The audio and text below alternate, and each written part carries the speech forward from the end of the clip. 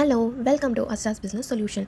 உங்கள் வெப்சைட்டில் எப்படி சேஞ்ச் பண்ணலாம், எப்படி எடிட் பண்ணலாம் அப்படின்றத ஈஸி ஸ்டெப்பில் நான் உங்களுக்கு சொல்லித்தரேன். ஸோ ஃபர்ஸ்ட் திங், டேஷ்போர்ட்ன்ற பேஜ் வந்து உங்களுக்கு ஷோ ஆகும். So left hand side website மேனேஜ்மெண்ட்ன்ற ஆப்ஷனை கிளிக் பண்ணுங்கள். கிளிக் பண்ணிங்கன்னா ஸ்லைடர்ன்ற ஆப்ஷன் ஷோ ஆகும். ஸோ ஸ்லைடர் எதுக்கு அப்படின்னா, உங்கள் வெப்சைட்டில் ஸ்லைடர் இமேஜ் எப்படி செட் பண்ணலாம் அப்படின்றத நம்ம இப்போ பார்க்கலாம். ஸோ ஸ்லைடர் கிளிக் பண்ணிங்கன்னா ஆட் ஸ்லைடர் வரும். ஆட் ஸ்லைடர் கிளிக் பண்ணுங்கள். சூஸ் ஃபைல் கிளிக் பண்ணுங்கள். சூஸ் ஃபைலில் உங்கள் கேலரியில் நீங்கள் உங்கள் வெப்சைட் ரிலேட்டடான ஒரு இமேஜை வந்து டவுன்லோட் பண்ணி வச்சுக்கோங்க.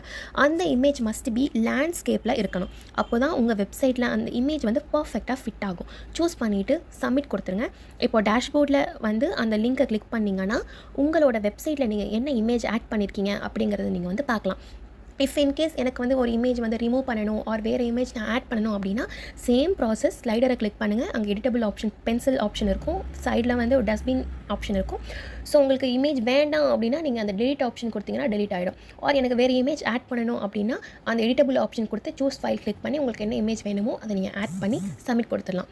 ஸோ இப்படி தான் ஸ்லைடர் இமேஜ் ஆட் பண்ணுறதும் ரிமூவ் பண்ணுறதும்.